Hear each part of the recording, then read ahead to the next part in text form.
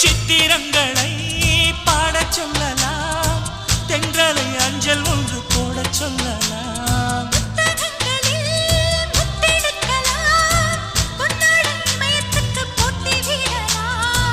பூமிக்கு பொட்டு வைத்து பார்க்கலாம் பார்க்கலாம், பூவுக்கும் ஆடை தைத்து போடலாமா?